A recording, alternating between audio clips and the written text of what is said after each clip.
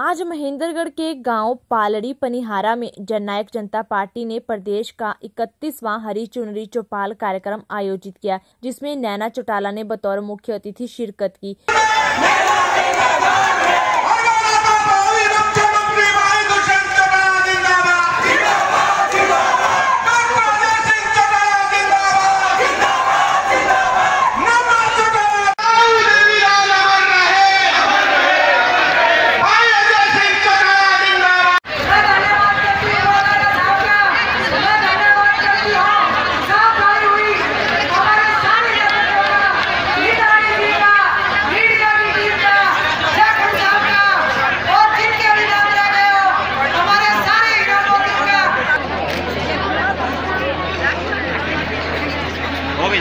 इस कार्यक्रम में जिले के जेजेपी कार्यकर्ताओं के अलावा काफी संख्या में महिलाओं ने हिस्सा लिया। इस कार्यक्रम में महिलाओं की काफी संख्या को देखकर नैना चौटाला ने कहा कि अपने 50 हरी चुनरी चौपाल पूरे होने पर इसका नाम बदल दिया जाएगा। उन्होंने कहा कि मैंने यह कार्यक्रम अपनी महिलाओं से रूबरू होने के लिए शुरू किया था, जिससे मैं प्रदेश की महिलाओं से मिल सकूं और उनकी सभी तरह की समस्याओं से अवगत हो सकूं। तो 1 साल तक मुझे लगता है आज 4.5 साल हो गए मेरे को विधायक बने हुए, क्योंकि हमारी जो महिलाएं हैं वो आज भी हरियाणा की महिलाएं, मैं कहती हूँ, इतनी जागरूक नहीं है जितना जागरूक हमें होना चाहिए।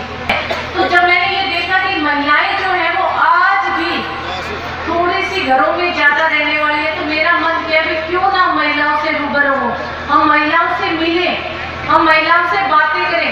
तभी हमने सोचा कि हम एक प्रोग्राम रखेंगे जिसका नाम हरी चुनरी की चौपाल होगा, वो सिर्फ और सिर्फ महिलाओं का होगा। और मैं एक ऐसा प्रोग्राम शुरू करूंगी जिसमें सोफों पर सिर्फ और सिर्फ स्टेज पर जो है वो महिलाएं बैठेंगी और गांव की महिलाएं, चाहे वो कैसी भी बोले, भाषण जो है वो महिलाएं देगी, ताकि महिलाएं जागरूक हो। वोट डालते समय आप जागरूक हो जाओ। और अब 12 मई को इलेक्शन आ गया लोकसभा का। 4.5 साल में इन्होंने इतने बड़े बड़े नारे दिए थे। सबसे पहला नारा था इनका। उन्होंने भाजपा पर कटाक्ष करते हुए कहा कि भाजपा ने कहा था कि वो बेटी बचाओ के बारे में सजग हैं, लेकिन आज भी हरियाणा में बहुत से जिलों में लिंग अनुपात में सुधार नहीं आया है। आज भी वहां बेटियों की तुलना में बेटों की संख्या ज्यादा है। बेटियां नहीं बचेंगी। जिस दिन महिला ने ठान लिया, चाहे वो बेटा हो चाहे वो बेटी हो, हमने फर्क नहीं रखना। उस दिन से हमारे समाज में बेटियां जो है उनकी वृद्धि होगी। और बात मैं शिक्षा की करूँ तो इस शिक्षित हरियाणा बनाने के लिए आपकी नई पार्टी बनी है, नया बिल्कुल आपके दुपट्टों की तरह हमारे झंडे का रंग भी बहुत खूबसूरत है। उन्होंने आने वाले लोकसभा चुनाव में जेजेपी के अच्छे प्रदर्शन की बात कही। उन्होंने कहा कि गठबंधन व टिकटों को लेकर हमने एक कमेटी बनाई है, वहीं इन सभी बातों पर निर्णय लेगी। उन्होंने प्रदेश में युवाओं की बेरोजगारी के विषय को पार्टी द्वारा गंभीरता से साथ लेकर उनकी सरकार आने पर पुख्ता समाधान करने को कहा। पूरी पार्टी लगी हुई है, जननायक जनता पार्टी, सारी कमेटियां जो बनी हुई हैं, जितने भी प्रभारी बनाए हुए हैं, जितने भी जिला अध्यक्ष हैं, फिर हल्का अध्यक्ष हैं, सब अपने अपने काम में लगे हुए, बहुत अच्छे मतलब टीम वर्क काम कर रही है हमारी। इस चुनाव में आपका क्या गठबंधन रहेगा किसी से? लोकसभा चुनाव गठबंधन कमेटी तय करेगी, जो मेंबर्स बने हुए हैं, और अगर किसी से होगा वो भी हरियाणा बदलने के लिए तो हम जरूर करेंगे जी। जैसे कि मुख्यमंत्री मनोहर लाल खट्टर ने कहा कि 10 की 10 सीटें भारतीय जनता पार्टी जीतेगी, इस पर आपकी क्या प्रतिक्रिया? देखो, वो हर पार्टी जो भी मैदान में आएगी वो हर अपना दावा करेगी 10 का 10। हम भी कहते हैं हम 10 के 10 जीत के जाएंगे। जैसे कि आपके आदमी पार्टी से गठबंधन की लेकर बातचीत चल रही है, उसमें क्या लगता है कि लोकसभा चुनाव में गठबंधन कारगर होगा? देखो, वो बार मैं कह रही हूँ, वो कमेटी तय करेगी, उनकी एक मीटिंग चल रही है। अगर दोनों के मतलब विचार मिले तभी गठबंधन होगा।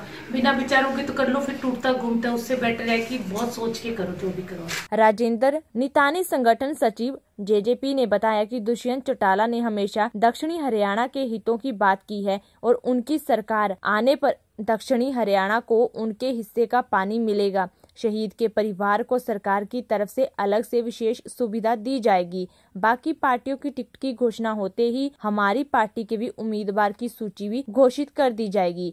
मिताना जी, जैसे कि अब लोकसभा चुनाव डिक्लेयर होगी, इस चुनाव को लेकर आपकी क्या रणनीति है दक्षिणी हरियाणा को? दक्षिणी हरियाणा जैसे पानी के मामले में दुष्यंत जी ने हमेशा लोकसभा के पटल पे भी और जनता के बीच में भी हमेशा दक्षिणी हरियाणा के हर हकों की आवाज़ उठाने का काम किया है और ये वीरों की भी भूमि है।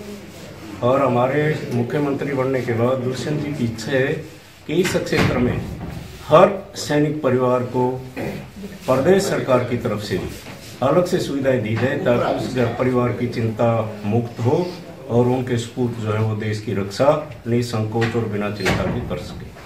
महेंद्रगढ़ भिवानी लोकसभा से कौन प्रमुख दावेदारी किन किन की है?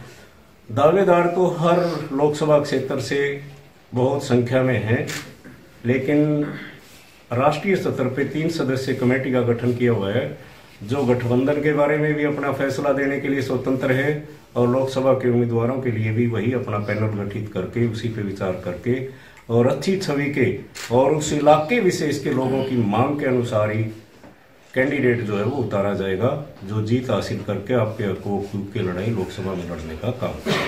कब तक ये आ जाएगी, आपकी घोषणा कब तक हो जाएगी? क्योंकि हरियाणा का जो इलेक्शन है वो 12 मई को है। प्यार के लिए महेंद्रगढ़ से दिनेश कुमार की रिपोर्ट।